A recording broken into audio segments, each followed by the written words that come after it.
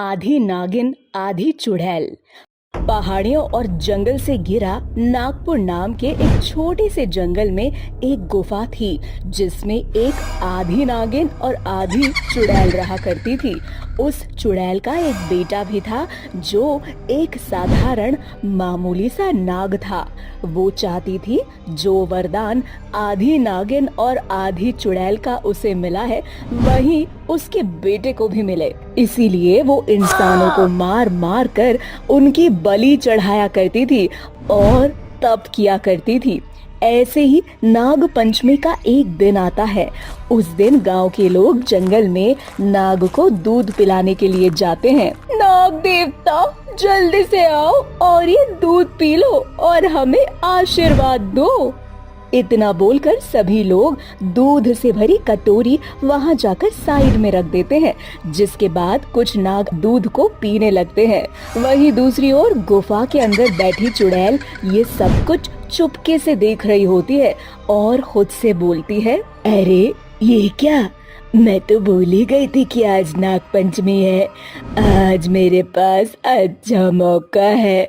मैं आज यहाँ आए सभी लोगों को एक एक करके मार दूंगी और तब करूंगी, जिसके बाद मेरा बेटा भी आधा शैतान और आधा नाग बन जाएगा। अब चुड़ैल अपने बेटे से बोलती है, देखो बेटा, गांव की कुछ औरतें आज नाग पंचमी वाले दिन नागों को दूध पिलाने के लिए आई हैं। तुम भी जाकर वो दूध पी लो। तुम दूध पीना, मैं पीछे से आकर किसी औरत को पकड़कर गुफा में ले जाऊंगी। ठीक है माँ, मैं दूध पीता हूँ और गांव के लोगों का ध्यान भटका आता हूँ।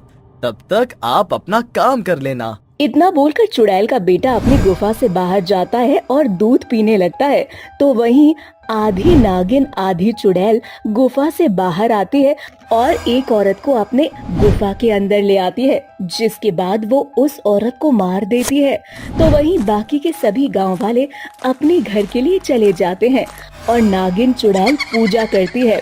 पूजा करने की कुछ देर बाद एक आकाशवाणी होती है, आधी नागिन चुड़ैल, अब तुम्हें बेकसूर लोगों को मारने की जरूरत नहीं है। तुम्हारा बेटा तुम्हारा अंश है, इसलिए जब वो 12 साल का होगा तो वो अपने आप ही आधा शैतान और आधा नाग बन जाएगा।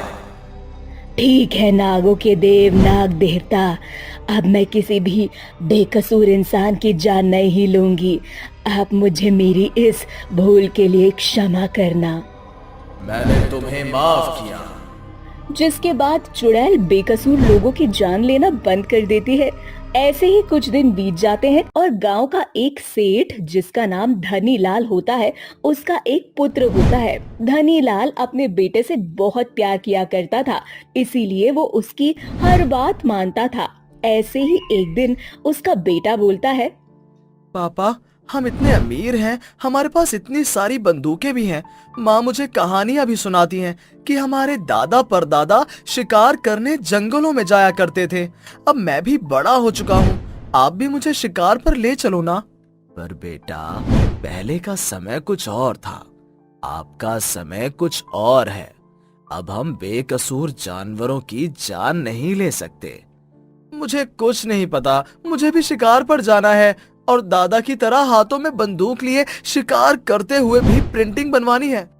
अपने बेटे की आवाज सुनकर धनीलाल की बीवी वहाँ आती है और धनीलाल से बोलती है, अरे जब हमारा बेटा इतनी जिद कर रहा है तो आप उसकी बात मान क्यों नहीं जाते?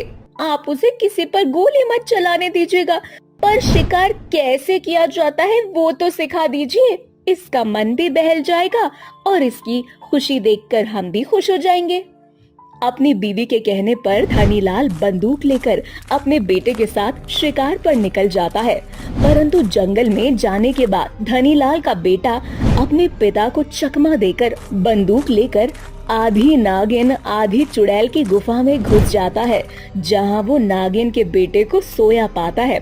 उसे सोया देख धनीलाल का बेटा उसका शिकार करता है और आधी नागिन आधी चुड़ैल के बेटे को मार देता है। नाग के शरीर से निकलता खून देखकर वो बहुत डर जाता है। भागते हुए अपने पिता के पास जाकर बोलता है, पापा, मैंने एक नाग का शिकार किया, पर जब मैंने उसे गोली मारी तो उसके शरीर से बहुत सारा खून निकलने लगा। मुझे बहुत डर लग रहा है। बेटा, ये तुमने क्या किया? नाग हमारे देवता है और तुमने हमारे देवता को मार डाला। जल्दी से मुझे उस गुफा में ले चलो।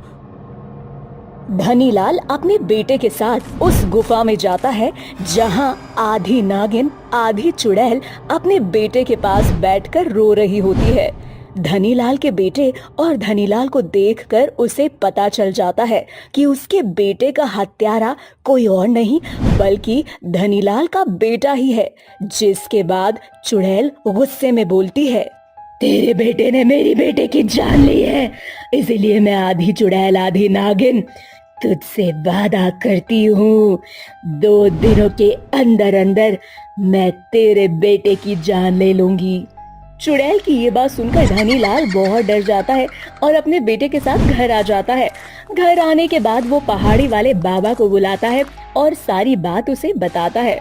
जिसके बाद पहाड़ी वाले बाबा धनीलाल से बोलते हैं, वो आधी नागिन और आधी चुड़ैल है, ये उसे वरदान मिला है, परंतु तुम्हारे बेटे ने उसके बेटे की जान ली है, इसलिए वो अपने बेटे की मौत का बदला जरूर लेगी।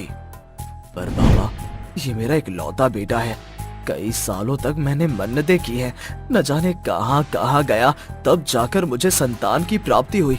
अगर उसे भी आधी नागिन चुड़ैल मार डालेगी तो मैं कैसे जी सकूंगा? मैं तो मेरे बेटे के बिना मर ही जाऊंगा। अब आप ही कुछ उपाय निकालिए। पहाड़ों पर सालों से हम तप करते आ रहे हैं, जिसके बाद हमने अपनी शक्तियों से एक जड़ी बूटी तैयार की है।